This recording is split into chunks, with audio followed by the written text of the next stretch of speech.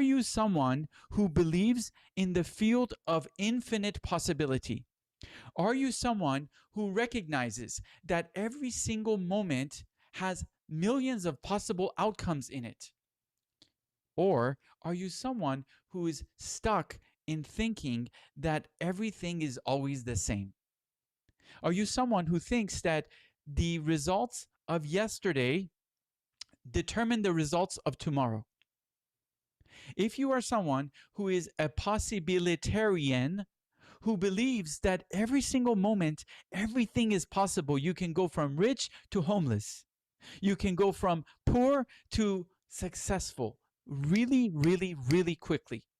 If you are, I want you to put in the chat, I believe in possibility. I believe in possibility. And with that, that is your ticket to open up the space with me and explore this field of possibility, which tonight I will refer to as God. So when I say God, what I'm saying is possibility. And those of you who believe in possibility know that God, possibility, is everywhere. It's in every moment. And so the question tonight is, how do we enter this field of possibility in a way that is precise, in a way that is efficient, in a way that is surgical, rather than trying to work through tons of density and tons of distortion and tons of old baggage and programming just to get to what we want. So I see you all saying, I believe in possibility. Christopher, Adam, Ben, Jody, Demetra, Teriyaki, we are possibilitarians. What we're going to cover tonight is a part of the GPS system that I teach. And the GPS system is an efficient way for you to connect with God, field of possibility, in a way that will blow your mind. Once you understand these 7 energy centers, your relationship with the field of possibility will forever change. I know this for a fact, not only because I've experienced it myself, but I've taught this to hundreds of men, and they have used it, and they've come back and said, Soleil, this thing changed my life. And because of its usefulness, I decided to close my men's organization and open this field to men and women. So pay attention. You don't need to take notes because I'll be here again next week. First step is the base, home base. Just like a tree, the root. We're going to talk about the nervous system very briefly tonight. And the nervous system is the root of your tree. If your nervous system is untrained, if it's weak, if it does not know how to hold tension in the field of uncertainty, brother and sister, what you're doing is you're constantly in a space of panic when God is ready to enter your life. Are you ready for God to enter your life? Are you ready for your mind to be absolutely blown by God? Are you ready to really enjoy a life that is filled with wonder and adventure and gifts that only the most creative minds cannot even imagine? And if you are, your nervous system is the first stop to that ticket of freedom. Because when your nervous system is out of whack, when you are fighting or flighting, when you are freezing or fawning, when uncertainty happens in your life, guess what? You're out of the ticket, you're out of the movie theater before the movie even starts. And the movie I'm talking about is the greatest action movie known to mankind. It's a movie where you get to have your mind blown by the field of possibility. And this field works in ways that are uncertain. So what we're going to do as we work in these 7 energy centers is we're going to continue to place ourselves in that field of uncertainty. Because in the field of uncertainty is where all miracles exist. Look, if you are praying, if you are manifesting, if you're asking God to give you something you've never had, then you must be willing to enter and hold in places you've never been. And oftentimes, that does not look like a spa or Disneyland or somewhere it's all glittery, magical with unicorns. Oftentimes, it looks like living hell. And there's an old adage I heard once. It said, religion is for those who don't want to go to hell. And spirituality is who those who've already been there. So if you've already been to hell, you know that in places like hell, where it's uncertainty, destruction, chaos, there's also a sense of beauty. There's also a sense of creation. And if your nervous system is untrained and you're not able to hold in that field of uncertainty and conflict and destruction, you will never ever be able to see the miracles that God has in store for you. So the nervous system is the root ground level that you get to work on with me and with our community so that you can actually be available, fully available, not only to serve God, but to also be served by God. The next place we're going to talk about, and tonight we're going to spend plenty of time here, is your sexuality.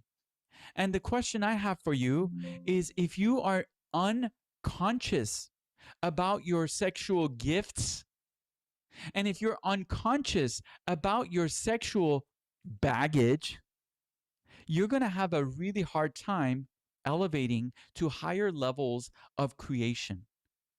And we're going to talk tonight about how your sexual traumas are limiting your ability to penetrate the field of possibility, especially for men and most definitely for women.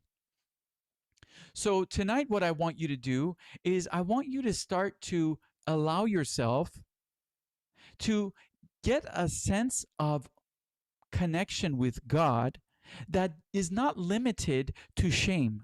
It's not limited to what your mom, dad, school teachers told you, because we're going to be able to explore sexuality in a way that you've never done before. Next, what we're going to talk about, not tonight, another time, is courage. Because without courage and without your willingness to break things, you'll never be able to open new fields of creation, possibility, joy, prosperity, and celebration. We're then going to talk about emotions and how much emotional acuity, how much emotional honesty, and how much emotional precision you have access to. Give me just 1 second, please.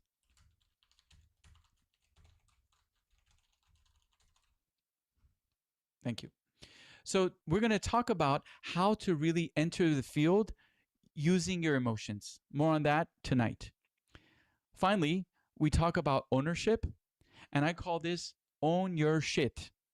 Own your shit is all about really owning your light, owning your power, not hiding, not pretending, not avoiding all of the gifts that God has given you. So many of us grow up in families that are modest, and we are told to be modest with our gifts. We're told to not shine our light. We're told to hide and minimize ourselves. And so, what we're going to do tonight, and every night, really, is we're going to learn how to own our shit, which is our problems, our challenges, our struggles openly, and how to own our light openly. Because when you unleash that level of power, you become unfuckwithable. So if you're ready to become unfuckwithable, I want you to just put a smile on your face tonight and whisper to yourself, I want to become unfuckwithable. Finally, we're going to talk about the technology of prayer. Again, we're not talking about all of these all tonight, but this is the GPS system. GPS stands for God Progression System. And once you understand each of these components, your connection with God is guaranteed. 100% money back guarantee. Come back to me if it doesn't work, right? So let us get started. My suggestions to you is put on a pair of headsets, turn off your TV or laptop, relax, get on the couch, and sometimes just listening to my voice is enough. You will feel really in touch. And we're going to have a good time because I'm going to practice my radio voice on you. My wife makes a lot of fun of me when I do that. Okay, so with this said, I want to talk to you about the power of emotions. This is something we talked about last week, but I want to go deeper into it tonight. And once we talk about emotions, we're going to then go into sexuality and our sexual energy. And I advertise this class as a Kabbalistic class, but in truth, I'm taking from Kabbalah, which is an ancient mysticism, and from Sufi mysticism to give you this information. As far as I know, this information is not anywhere else to be found. So enjoy it. Take a deep breath with me.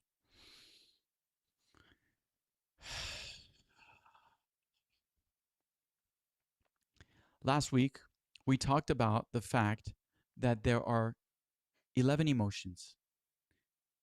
Now, you can make this ultra complicated. You can say there are hundreds of emotions, but I want to ask you to just simplify your life. You don't need more complexity. You need simplicity. So there are 11 emotions. And when you understand these 11 emotions, what you're able to do is you're able to actually guide yourself. When you have too many options on the table, when there's too many choices, it's really hard to select, isn't it? But when you simply understand what is happening inside of me at any given moment, you can then start to understand patterns in your life. For example, if every time you're around a certain person, you check in with your emotions and undeniably you feel anger, sad, and shame, wow, that might tell you something about that particular relationship. Conversely, you might be around someone, you might not even know them that well, and you check in with your emotions and you're like, wow, in this moment, I'm feeling some joy, I'm feeling some gratitude, and a little bit of love. Wow, I never thought about that.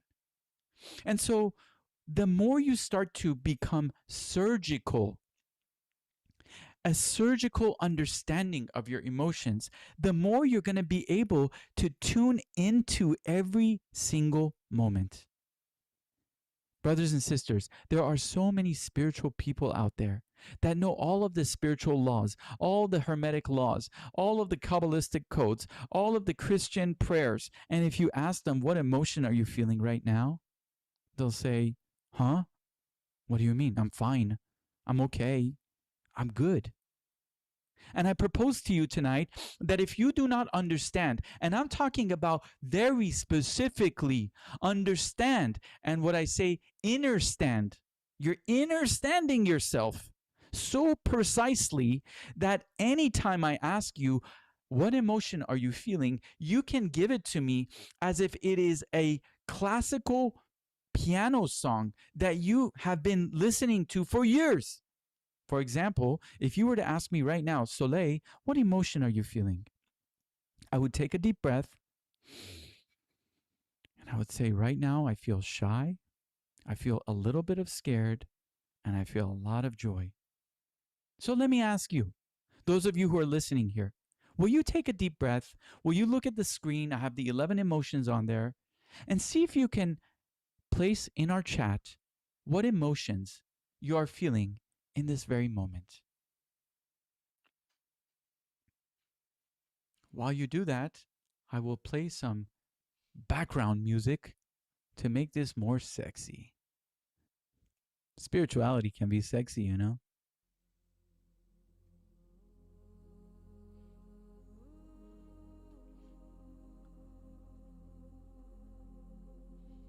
Beautiful. So what I'm seeing is the responses. Scared, love, gratitude. Happy and excited. Sad, angry, excited. Gratitude, excited, shy. A lot of gratitude, little sad, joy. Now check it out. Look at these responses in the chat. Did you ever imagine somebody could be scared, love, and gratitude all at once? Did you ever imagine you could be that?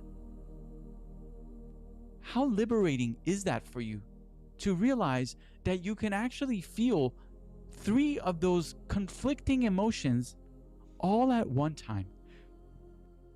This is the power of emotions. You are never feeling completely bad, or you're never feeling quote unquote good. The question is, what is underneath of these umbrella words? So for example, somebody says, I feel anxiety. And anytime someone says that, I do not believe them. I say, yeah, okay, I get it. But what are the emotions? Here are the 11 emotions. Which ones do you feel? And most of the time, after a little bit of arm wrestling with the person who says, I feel anxious, they look at this list and they're like, oh, well, instead of me telling you, let me ask you, audience, those of you who are listening, when you feel quote unquote anxiety, can you list for me in the chat what 2 or 3 emotions are composing your anxiety? Let's see from you guys, because I know there's a pattern and I'm not going to give it away. So what are the 2 or 3 emotions you feel when you imagine that you are feeling anxiety or anxious? Take a look at that chat. Sad and angry, sad, angry, sad, scared, and angry. Excited and nervous. I like that. Now from here on, imagine somebody asks you, how are you feeling? And instead of you saying, I feel anxious, which doesn't mean anything. I don't know what that means. Does it mean scared? Does it mean scared and angry? Does it mean sad and scared? Does it mean sad and angry? I don't know. Imagine your consciousness, your literacy of your emotions is so profound that you can actually fine-tune your instrument and say, I feel scared, I feel angry, and I feel sad. Because when you start to operate from that level of understanding, what starts to happen is you can become really, really manipulative. Did this guy say manipulative? Yes. Many of you have a misunderstanding of the word manipulation. So let's go there for a moment. The word manipulate consists of 2 words, mani and pulate. Mani is hand. You've heard the mantra, Om Mani Padme. Yeah? Okay. Mani, hands. Pulate is to move, to shift. So when you manipulate, you are shifting with your hands. You're shifting something with your hands. Now you could be doing pottery and manipulating the physical, or you can manipulate energetically. Now, a lot of us, when we hear the word manipulation, we think someone is doing something to take advantage of us. But those of us who operate in the field of possibility, those of us who know that God has no right or wrong, that it is all blessed, we know that we can use our energy, we can use our tools, we can use our teachings, we can use our prayers to manipulate positively, to make impact, to create influence, positive influence. So when I say that I want you to be absolutely manipulative, what I mean is that I want you to start to become so familiar with your emotions that you're able to manipulate yourself and eventually be able to influence others into the light, into freedom, into prosperity, and into a sense of connection. So with that said, let us take a few minute break. I'm going to play a song, grab some water. We're just opening up the space. And let's be back in about 4 minutes. I'll see you soon.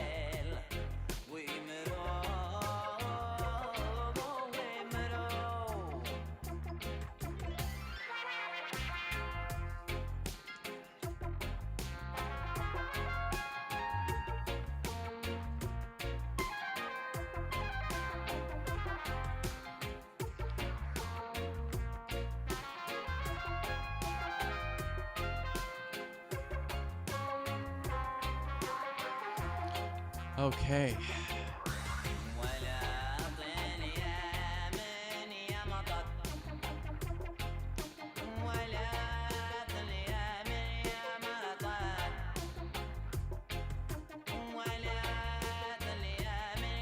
Okay, we are back from the commercial break. Welcome. Those of you who see the beautiful bunny in the back, this bunny is the actual Pray Boy bunny. And it's one of the theme animals in our Church of Joy community. Those of you who are here who have not yet joined us for a Church of Joy Sunday session, it will blow your mind.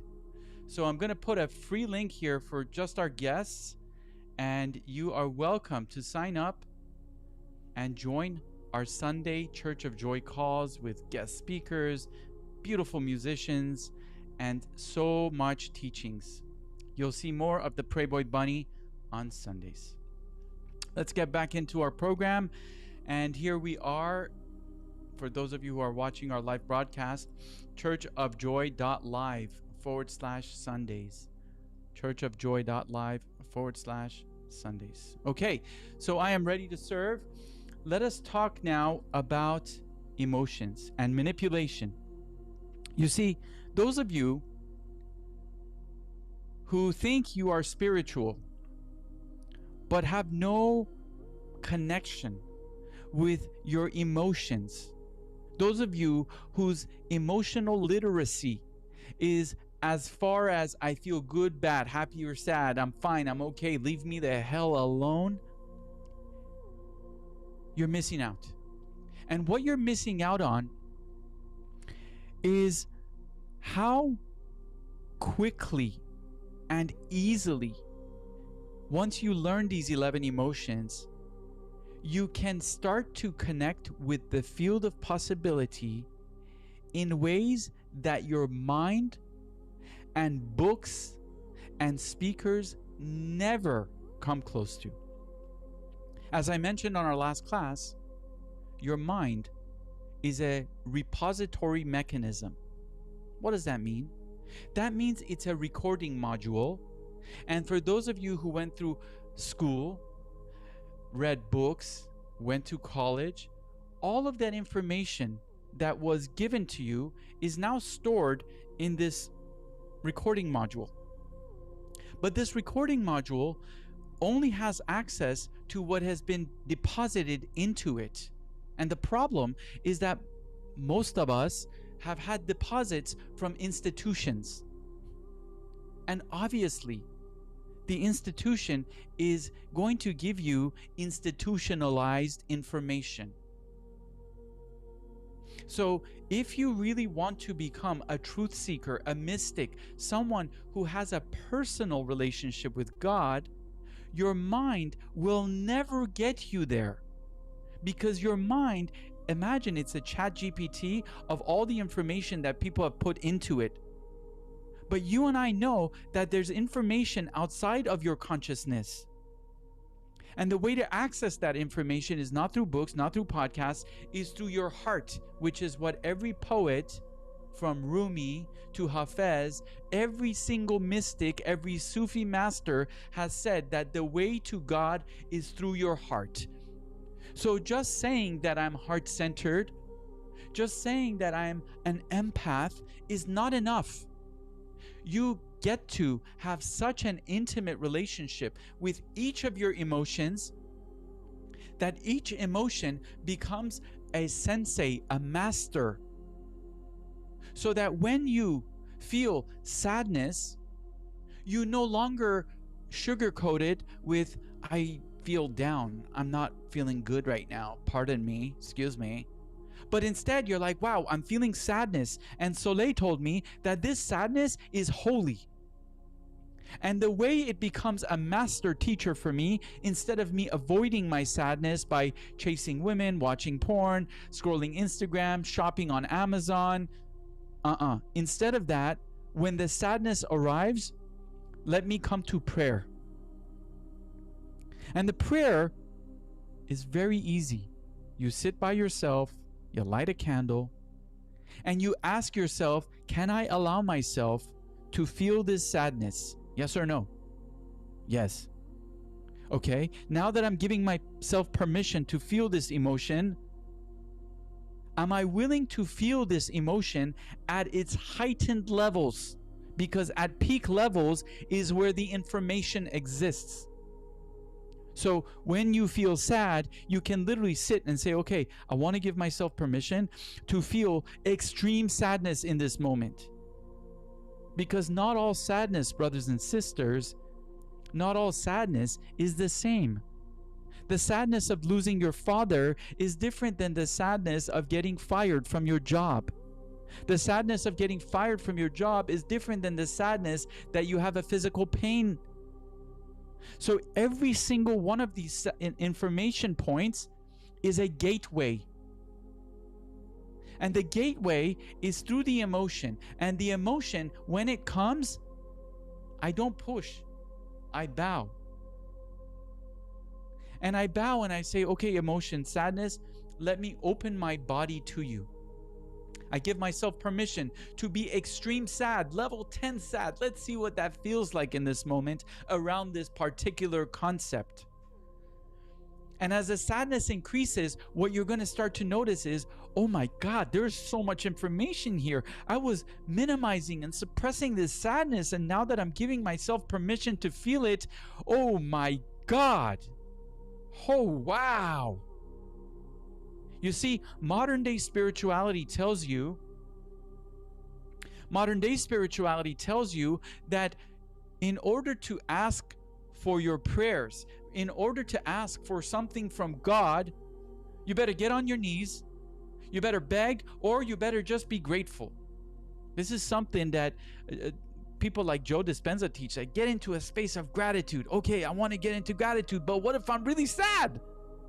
What if I'm feeling so sad? My dad just passed away. I'm so sad. My heart is broken. You want me to feel gratitude? Okay, I can do it from a mental state. I can mental stimulate myself to gratitude, but am I being authentic in this moment? And the question I have for you is, if you were God, field of possibility, if you were God and you had someone who was reaching out to you, somebody who wanted to enter into your doorway, and they had a key, and the key that they were holding was a key of authenticity, of true sadness and grief, and the person's putting the key in the door, hoping to open the door. If you were God, you answer this yourself. If you were God, would you say, no, I'm not letting you in until you feel grateful? No, come back when you're grateful, and only then speak to me. Is that the kind of God you're interested in connecting to? Because the God I know, field of possibility, not the old white man in the sky, this God is the field of authenticity. It means that the field already knows what you're going through. And in fact, the more you hide it, the more distance you are creating. So when the emotion comes, especially if it's an emotion that is really intense, that is the moment to enter the field. That is the moment. Not when the emotion is light, not when the emotion is manageable, because there you're not really authentic. And so when we talk about this word authenticity, what I think about is authentication. You ever see these military movies where the guy's walking into a room that's got all kinds of like important information and technology, and it's got all the answers to the universe, and he puts his finger into the biometric authenticator, and as he puts his finger into the biometric authenticator, it scans his fingerprint, and then it says, you have access, you're authorized. Your fingerprint, when it comes to your prayers, is your heart. And what I mean by heart is your emotion. What emotion are you feeling? That particular emotion that you are feeling is your authenticator, because God knows. God already knows. So if you really want to enter from a place of humility, if you really want to enter from a place of authenticity, don't you ever hide your emotions. Don't you ever pretend like you're grateful when you're actually angry or sad or feeling jealous. This level of authenticity is what actually allows you to enter the kingdom. It is your greatest power is the emotion. Every one of us has access to ChatGPT now. What else do you have as a tool? So listen to me. Hone your connection with your emotions. Become really particular with each of them. Get to know them. Don't avoid any of them. Celebrate them. How do you celebrate your sadness? And let me tell you, celebration doesn't always have to be like jumping for joy and popping champagne. You can allow yourself to feel extreme sad and celebrate that exact sadness by going into the shower and having a cry party and just allowing your sadness to have an opening that it has not had for so long. This is how you're going to open the field of possibility, not by memorizing some prayer that somebody wrote down 1,000 years ago. Who cares about that? And what I will tell you is that the more you start to work in this emotional field, especially the more you connect with our community. Our entire community was developed by me to be a dojo of emotional experimentation. I don't care how much you know. That's not important to me. What I really care about is how are you feeling? Your emotion is so holy. And unfortunately, many of you have been trained to avoid the emotion. And so it becomes really hard to relate to yourself, to other people, when you don't have the emotional tools. And what I say to you is when you are not available emotionally to yourself, you're actually bypassing God. You're literally, when they talk about spiritual bypassing, that's what it is. Somebody gets hurt and then they pretend like they're happy. Somebody gets angry and then they pretend like they're excited. Haha, no problem. Tell me that's not spiritual bypassing. I once went to a class. It was a Osho school and it was very intense. It was 14 days and it was a commune where they hold you and they put you through like the nastiest, most hellish type of experiences. And in there, one of the facilitators said something to me that I never forget. She said, most people think spirituality is up in the sky, but how spiritual are you if you're not willing to get intimate emotionally with yourself and with others? So many of us see people who are spiritual masters, but emotionally they're dysfunctional.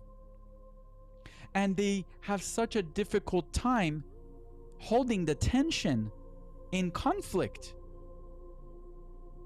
A real master holds the emotion and they hold the tension on their emotion. What does that mean, hold the tension on the emotion? It means that whenever you feel angry, how quick are you to try to get out of it? How quick are you to avoid, minimize, diminish, or suppress the anger instead of owning the anger? Brothers and sisters, I want to stop for 1 second. In this moment, I noticed I'm feeling angry. And I want to let you all know that you are all safe. That my anger is not going to be placed upon you, but I am witnessing my anger. I am noticing my anger. And I want to own my anger in this moment. So please, give me the space.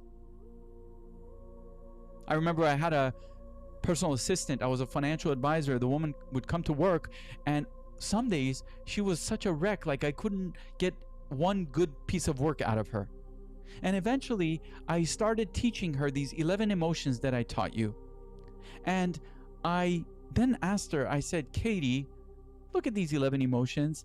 And let me ask you, which of these are you feeling in this moment? And she said, wow, I feel so sad.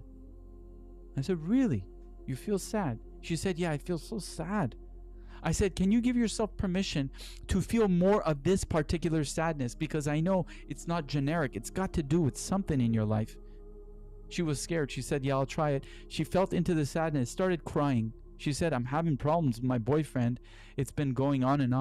And every time I come to work, I've been trying to hide it so I can be a professional person. I said to her, Katie, from now on, you have my absolute permission to be as sad as you want at work. You can literally cry while you're sitting at your desk all day. Do not hide your sadness.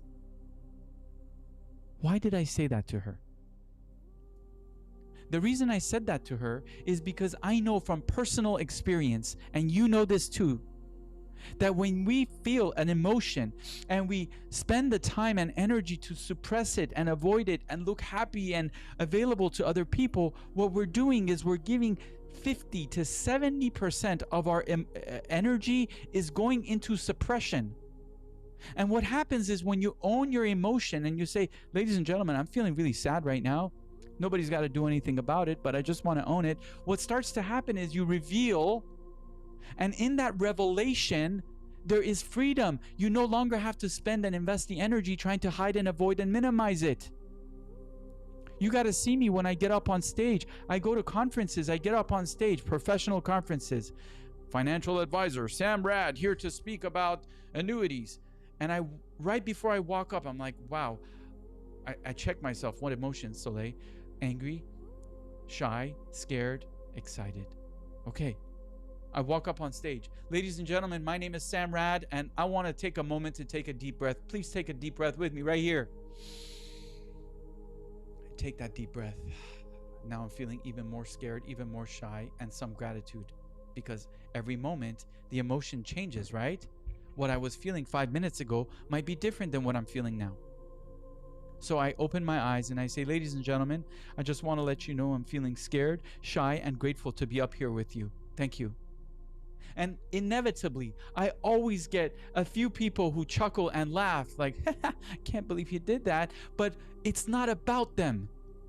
What happens is, as soon as I put my emotions on the table, what I'm doing is I'm unloading my baggage. And try it to see how your presentations look. Because once you out the ghost, once you out the shadow, you are free, brothers and sisters. And this here is where your emotions are related to God.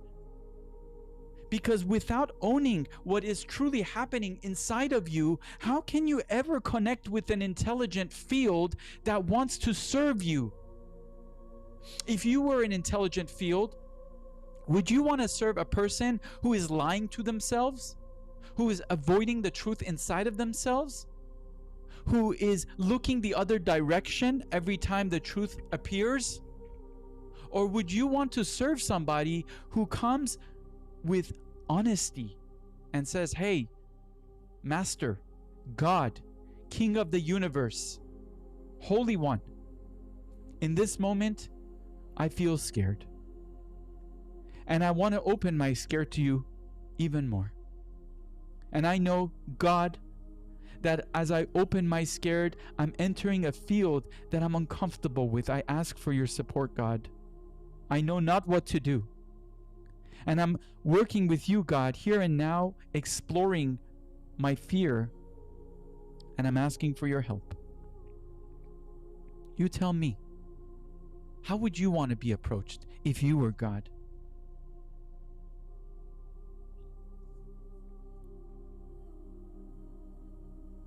I want to take a quick breath. I want to play a quick song. We're going to switch gears in just a moment. But I want to ask you, how are you feeling in this moment? How are you feeling in this moment? Place that in the chat. How are you feeling in this moment? Please place that in the chat. I want to play a song, and we're going to then open up into another space. And if there's anything else you want to share, maybe you're learning something, maybe you're having a realization around how you were raised. Maybe you're realizing, wow, I actually have so much power, that my emotions are my strength. All this time I've been feeling so quote unquote emotional. That is actually my relationship with God. I don't have to put a smile on my face all the time. Let's hear this song. I'll be back in a minute. Hallelujah. Hallelujah. Hallelujah. Hallelujah.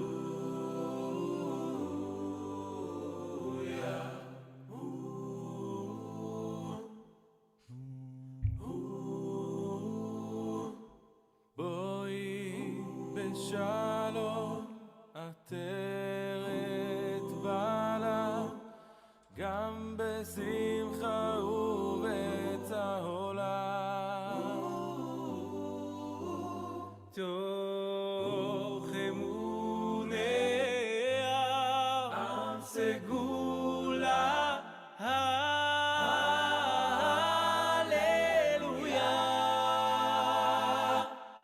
הללויה. Hallelujah. Hallelujah. Hallelujah.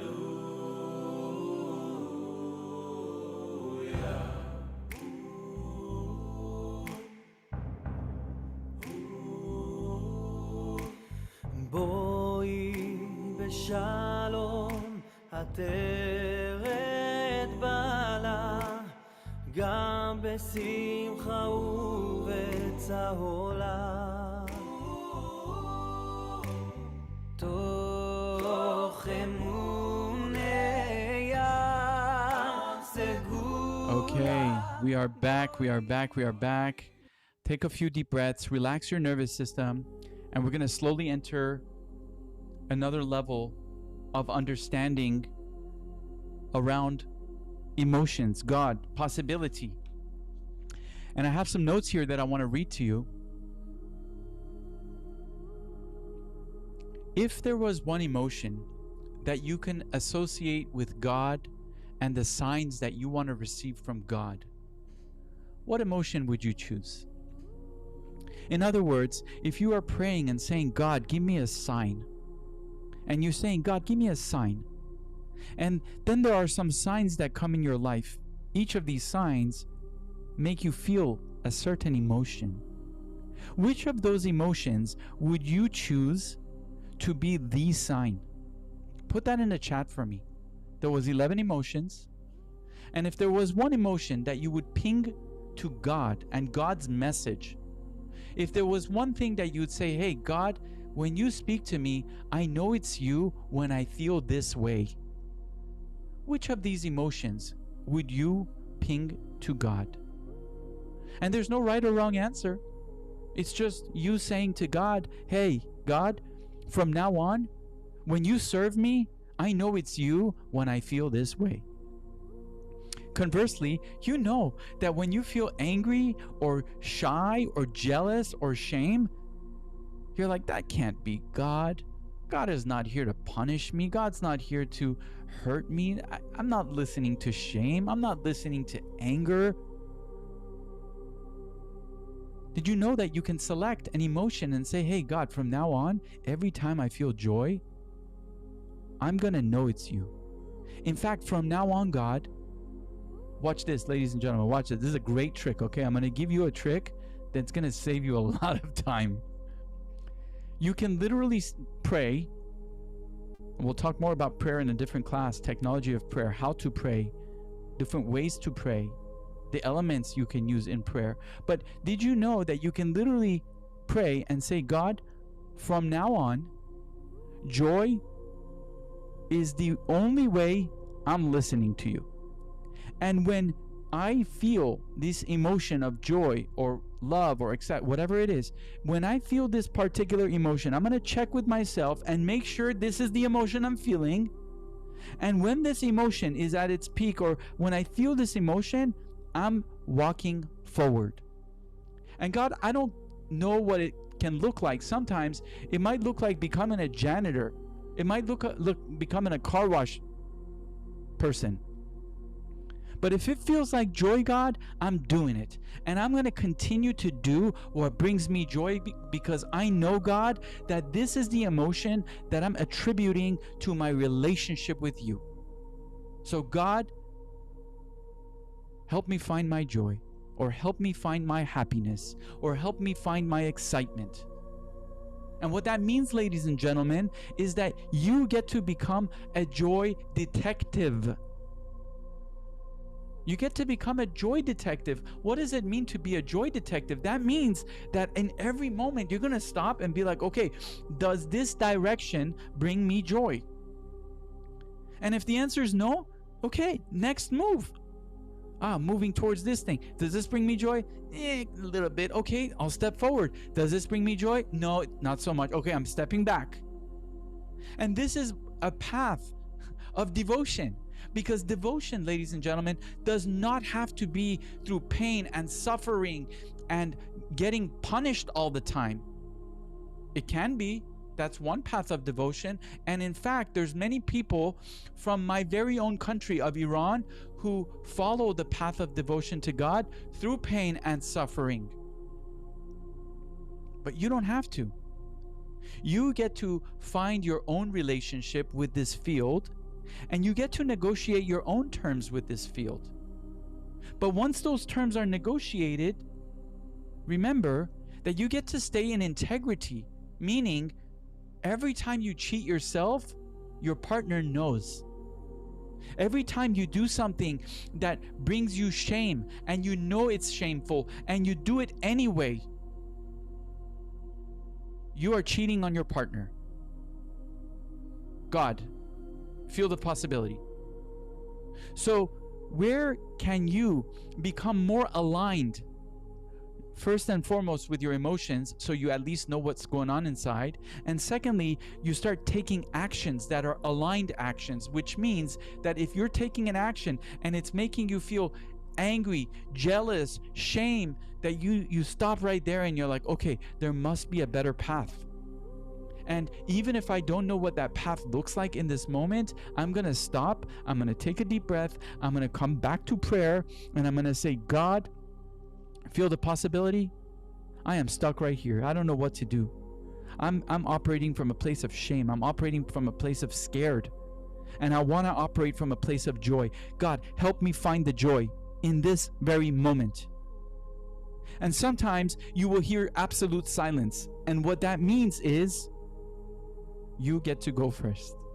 What that means is you get to bring joy to that moment. You want joy? How are you bringing joy? You want prosperity? How are you bringing prosperity? You want happiness in your relationships? Where are you bringing happiness into your relationships? And in that experimentation is where God shows up again. So if you're stuck in your life, in your finances, in your relationships, in your career path, if you're stuck with your relationship with your father, your mother, you're like, oh, we're stuck. I don't know what to do. First and foremost, check your emotions. What emotions are you feeling? What emotions are you coming from?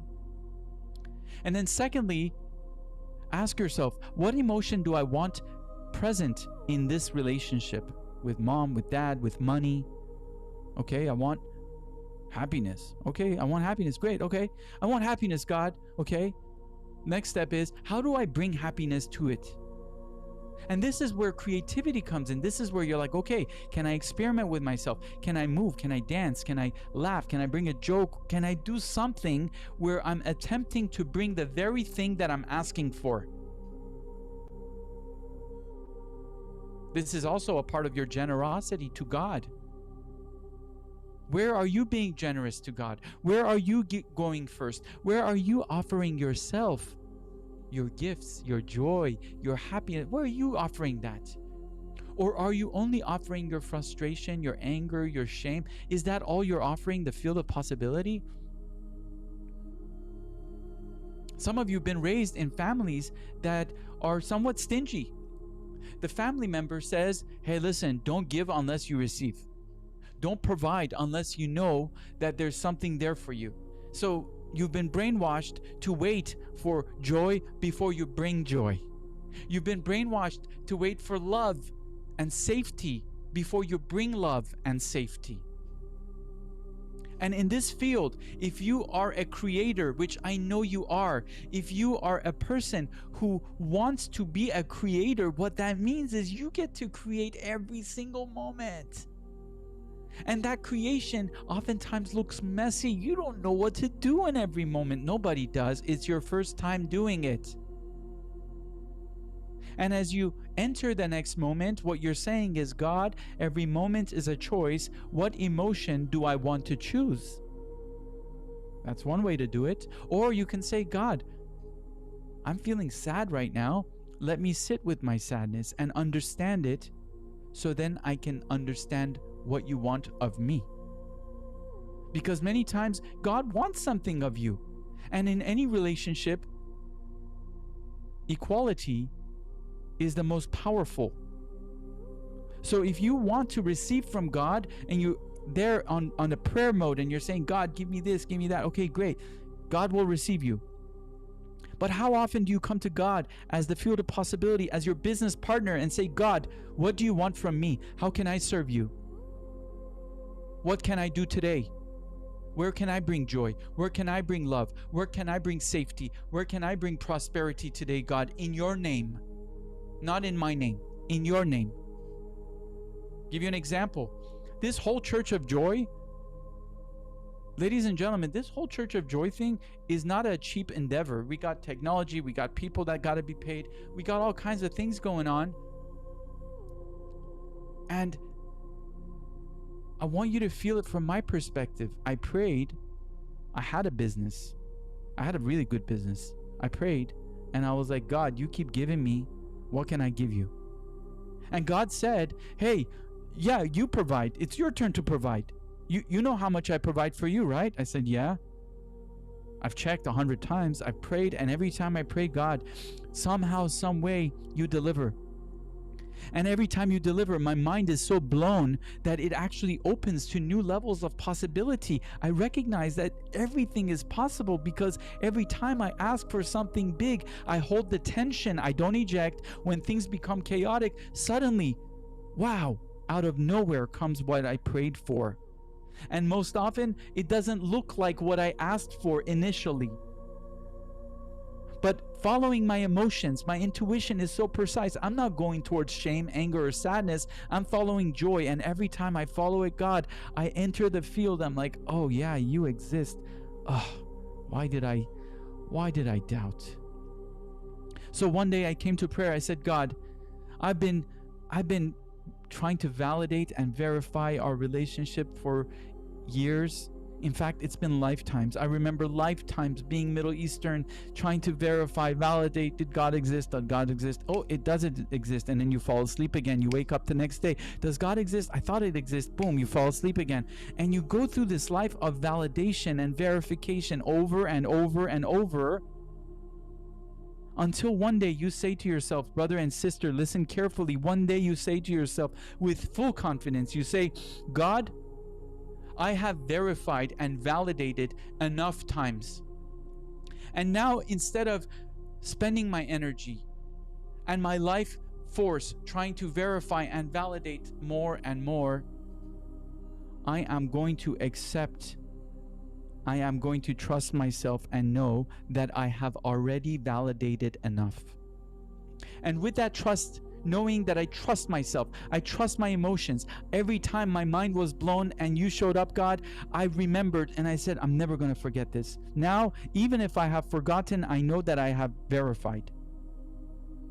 And in that verification, one day, brother and sister, you will say to God, God, I no longer need to verify anymore. From here on, God, instead of me spending time and energy trying to verify, I will now focus on service.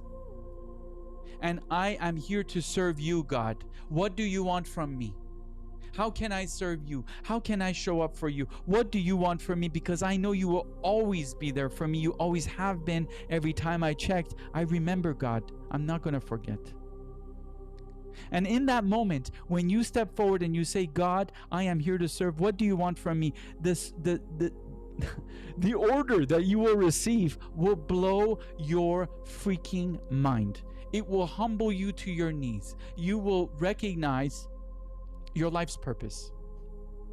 And let me tell you, oftentimes it is not what you thought it was.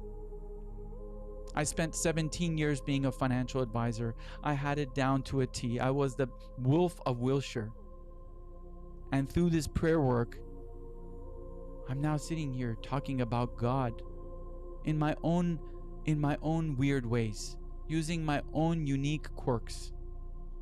And so what I'm here to tell you is that when you ping the emotions to God and you say, God, show me where joy is or else I'm not doing it, this is where I ended up with all that. And I'm investing my time, my energy, my money. There's no rate of return, or at least not what I think the way it is. So this is the devotional work that you can get to at some point where you have so much faith, so much trust that you start to serve the field. And in your service, there is great treasures beyond imagination. And your service will not look like mine. It will be so unique based on all of the unique superpowers that God has given you. But until that point, you get to verify. You get to validate. You get to deepen your relationship with God. And one of the ways you're going to be able to do that is by liberating and purifying your sexuality. So I want to switch now to talk about your sexuality. And I want to put on the board a really beautiful image that I want you to take a quick look at. This here is a story that I'm going to share with you. Men, listen carefully. Women, I'll talk about you in just a moment. Most men, when they turn 12 or 13, they receive a monster truck. And this monster truck is so powerful. It's got a big engine. It goes fast. It hums. It purrs. It's got power. And this monster truck is otherwise known as puberty, testosterone. Guys in the room, you remember the time you first got your monster truck, right? It was magnificent. It was scary. It was something that you're like, wow, this thing is so powerful. I am scared. So, all of us boys go through monster truck training school, which is usually 5 to 10 hours of sitting at a desk in a room full of other children where some adult tells us to be really careful, to wear your seatbelt, don't get anybody pregnant, here's the gas, here's the brakes, okay, now you graduated, go. So many of us use this monster truck and we gas and we go and we plow into things with our monster truck. We destroy things. We have fun with it. We crash and smash into all types of things. And as we're doing it, there's a sense of shock. There's a sense of energy. There's a sense of adrenaline. We're driving this monster truck, plowing it into different things, different people. And every once in a while, we look back into the rearview mirror and we see the carnage, the damage that we have caused. And because nobody's talking about it, we look the other way. We continue to drive, eventually slowing down and driving with more care. But the problem is that by the time we get to that point, we've caused so much damage to others and to ourselves, and we carry the shame of it. The shame of sexuality, the shame of destruction, the shame of power and greed. And we hold this shame in our penis and in our hearts. And we carry this shame, hoping that it goes away. We put a smile on our face as men. We approach women pretending that we don't have the shadows that we've been carrying on our backs for years. And it's always been interesting to me because every time I do a workshop with men and women, I always ask this from the women, and I'm going to ask this right now in our live chat. Women, do you feel when a man has sexual shame? Yes or no? When you meet someone, when you meet a stranger man who comes up to you and he's speaking to you, doesn't matter what he's speaking about, do you feel a man's sexual shame that he carries? Yes or no? Please put that in the chat right now. Let us see the answer. Brothers, take a look in the chat.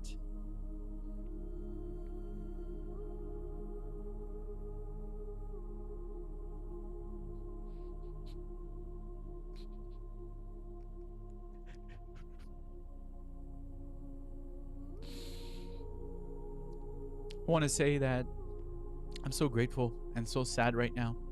For so many years, I carried so much sexual shame. I did so many things that I was so regretful of at the time. And just like most men, I walked my walk and pretended like it wasn't there, even though I knew I was carrying so much of it. And what I want to share with you, brothers, is that most of us men, we eventually retire our truck. We put it in our garage. We get married. We have children.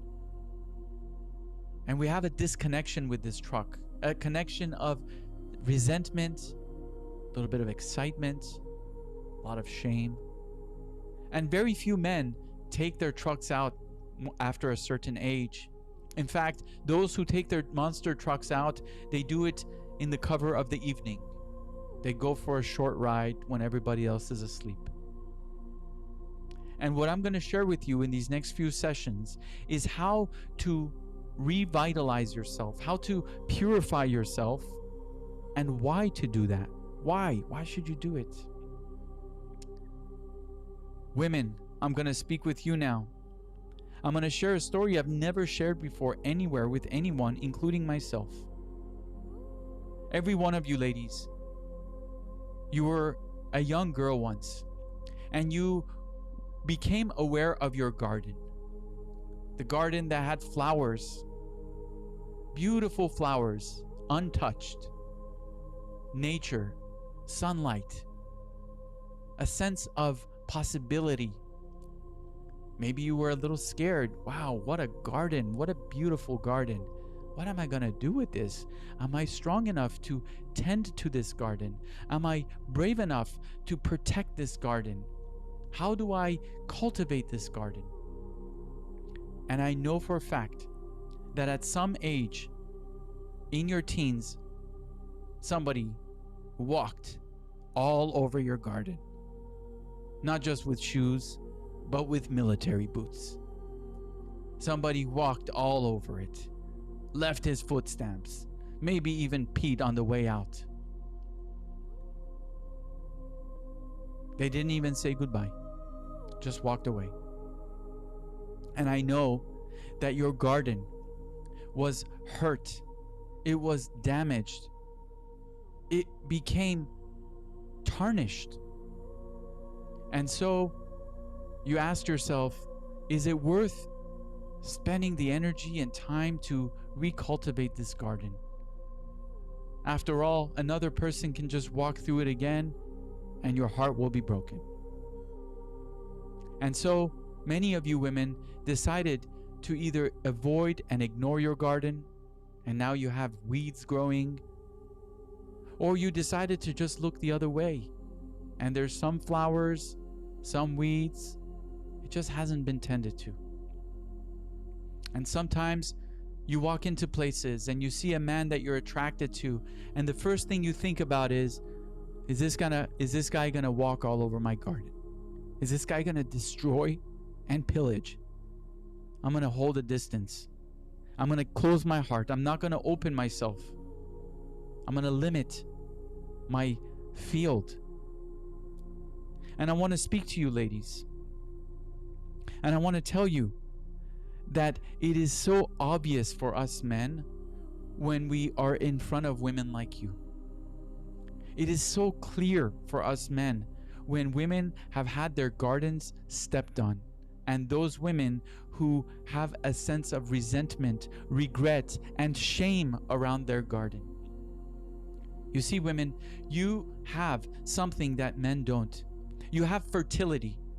And with your fertility, if you cultivate it, there is possibility and life and prosperity and wealth inside of it. And when you don't cultivate it, there's weeds, cockroaches, flies, maggots, and it becomes a heavy burden for you to carry and for the men in your life to carry. And for you, brothers, those of you whose monster truck has not been addressed, who hasn't been tuned up, who has not been reviewed and revealed and healed, you're walking up a mountain trying to get to your life's purpose, trying to carry your wife, your children with a freaking monster truck on your back. And so this is why when we're talking about God, when we're talking about possibility, we have to address our sexuality. We have to.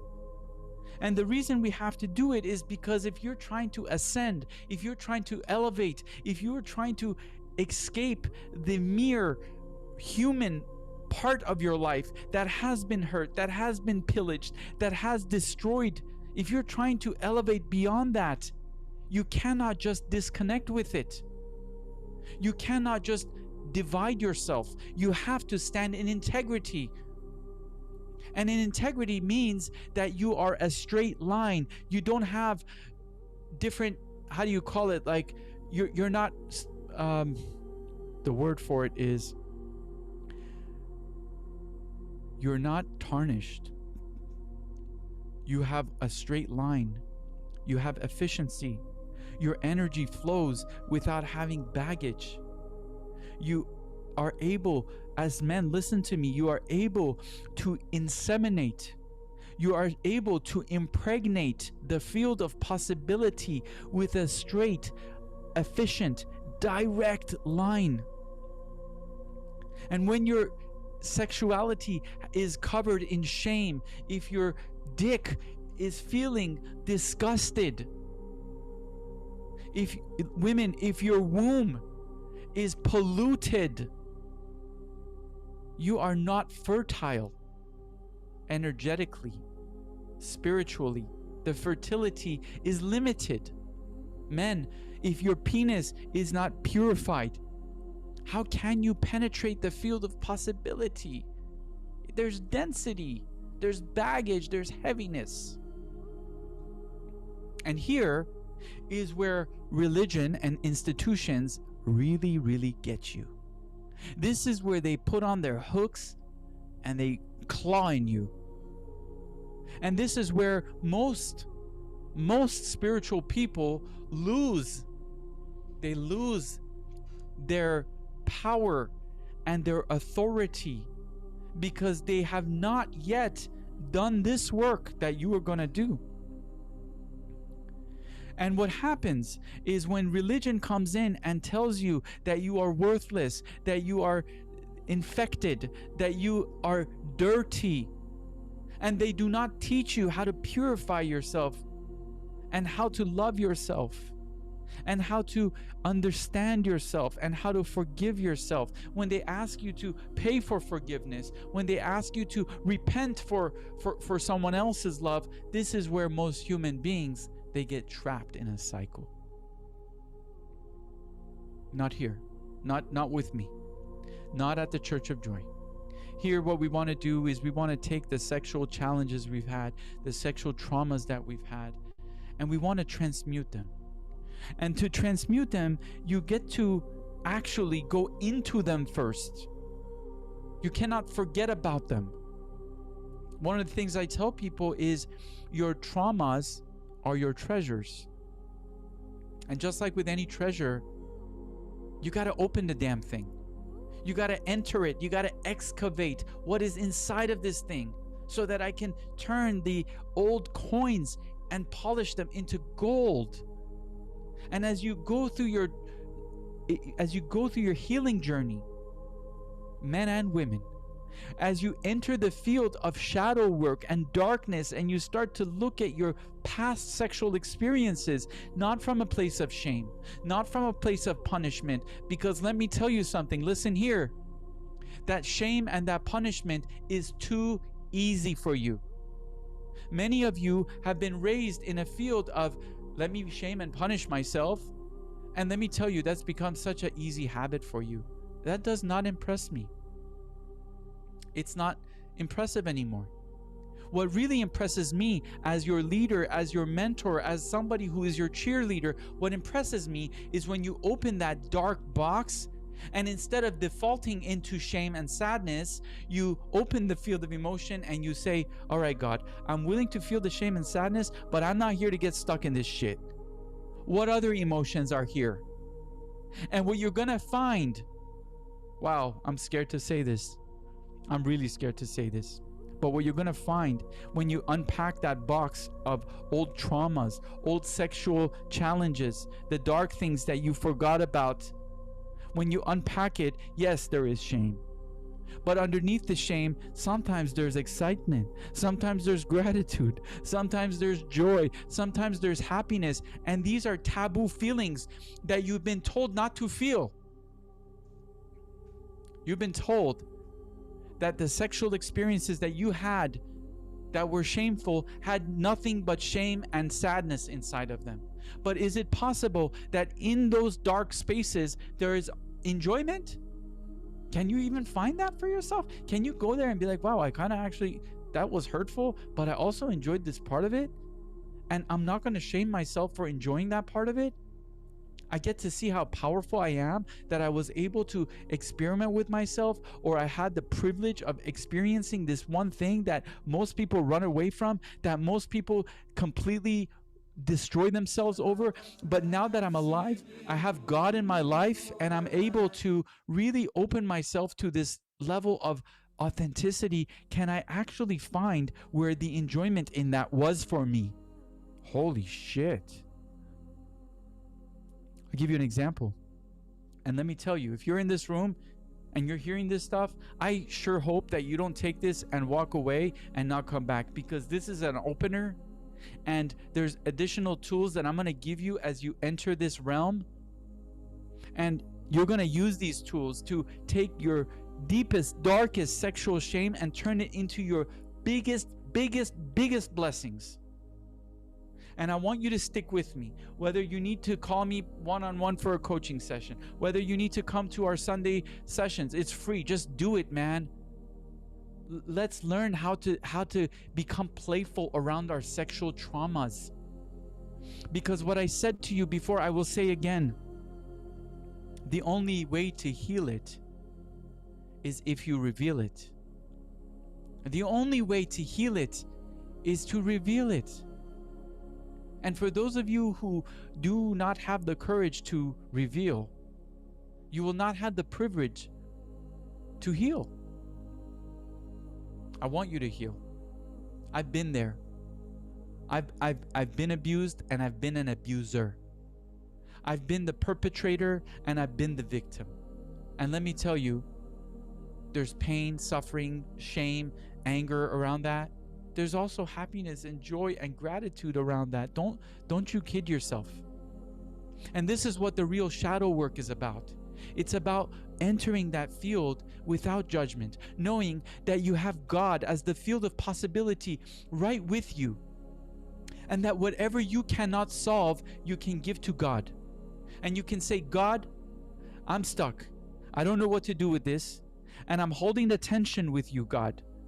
I'm not going to avoid, I'm not going to eject, I'm not going to pretend. I'm going to stay in here, and I'm calling on you, God, to bring forth a miracle, a surprise, a tool, something that will help me transmute this, because I do not want to live the rest of my life in the shadow. If you're with me on this, please say amen. If you're with me on this, please say amen.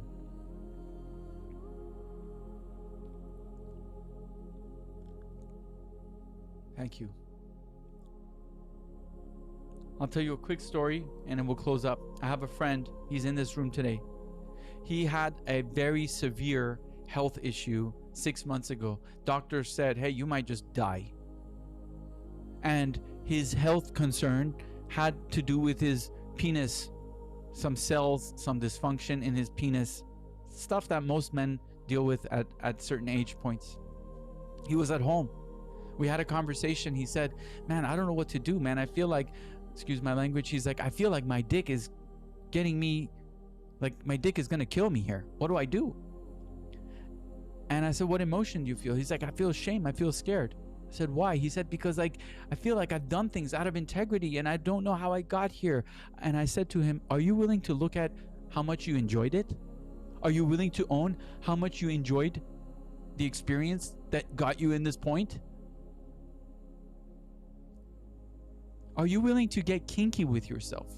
Are you willing to really open the field and say, hey, God, I want to see what about my sexual past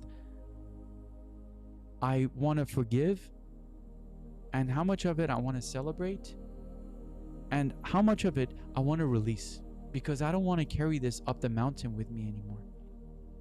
And in order to do that, we're going to talk next week about ownership, integrity, honesty, and how you can use these three tools of radical ownership, radical integrity, radical honesty to liberate your sexual traumas and turn them into tools, and be willing and able to actually guide people through your level of self-esteem, that you're no longer a bad person, you're no longer less because you had some traumas when you were younger.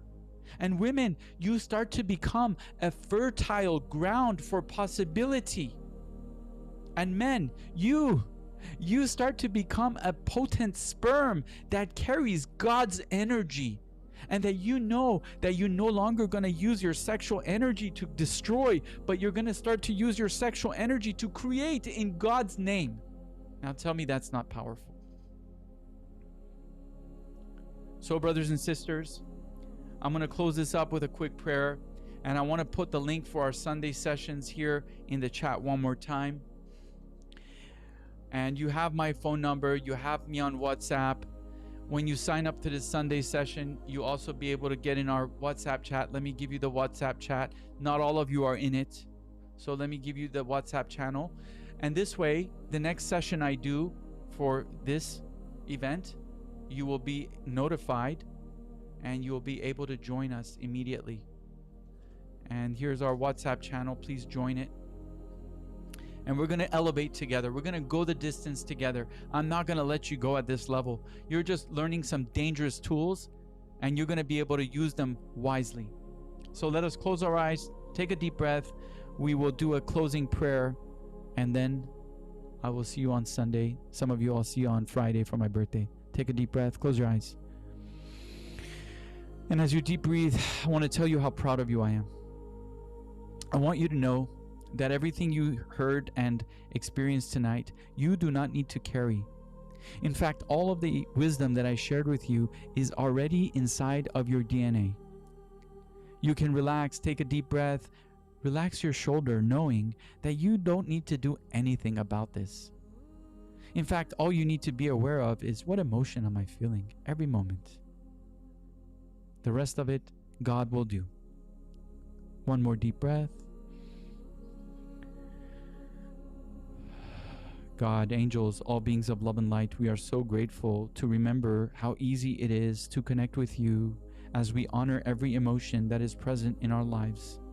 God, as the emotions come, let us not run from them. Let us walk towards them, recognizing that they are all a gift from you.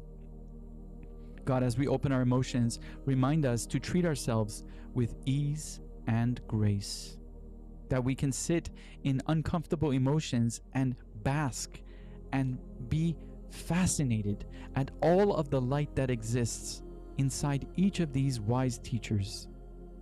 God, for all of us who carry any sexual shame, we open the field of shadow work through ease and grace. Let us have an opportunity, God, to speak about our challenges so that we no longer need to hide. God, we want to stay close to you. We want to open our hearts to you. We don't want to carry old baggage. God, we are so honored and grateful because we know it's already shifting as we know it. Anyone in this room, God, who is going through a health concern, I call upon you, God, to bless them, to bring them signs and messages that they can receive here and now to be able to not only heal their pain, but to transmute and turn their pain into purpose. We say thank you, God, for this moment. The temple of truth is now closed. Amen. Amen.